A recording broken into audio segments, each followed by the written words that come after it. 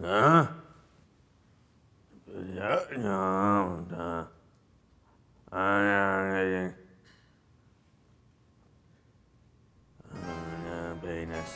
Before there was Freddy or Jason or zombie this or that, and even before the chud, or even that thing that jumps out of the toilet and bites you in the balls, there were the universal monsters.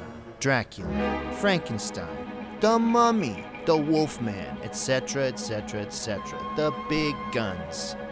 These are the first ballot inductees into the Monster Hall of Fame. Yeah.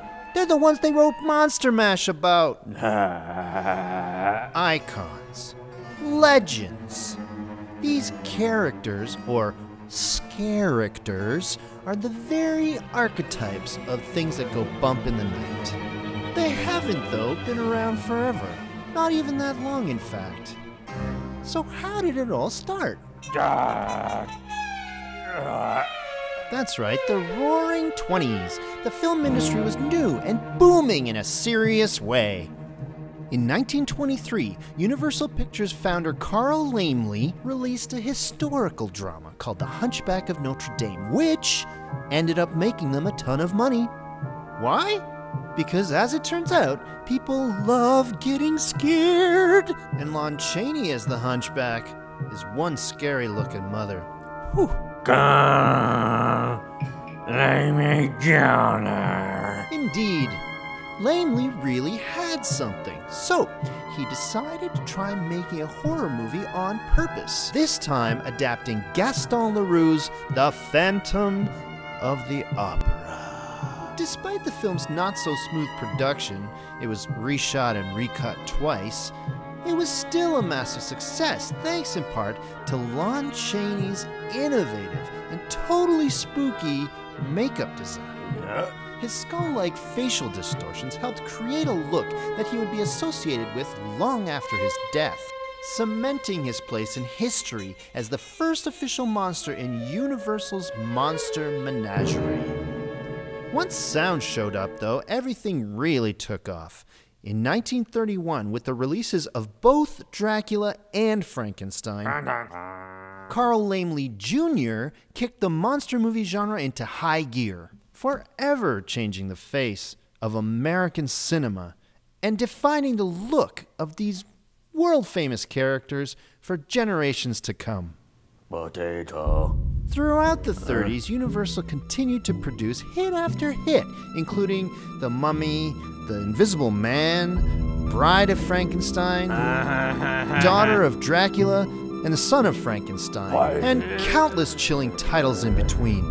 And then in 1941, Universal released their massive hit, The Wolfman, starring Lon Chaney Jr. this time, a remake of which is being released in theaters this Friday.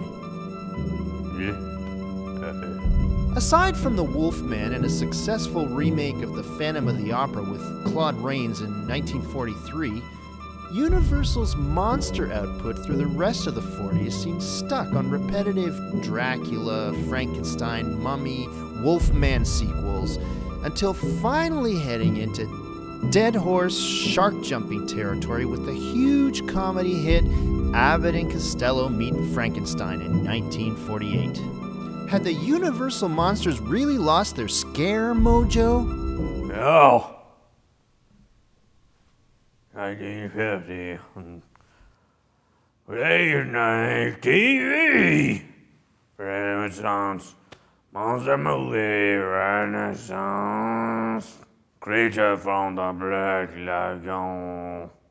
Renaissance. That's right, yes. The Universal Monsters fame was solidified in the 1950s, thanks in part to fan publications like Famous Monsters of Filmland, edited by Forrest J. Ackerman, grandfather to all science fiction and horror nerds.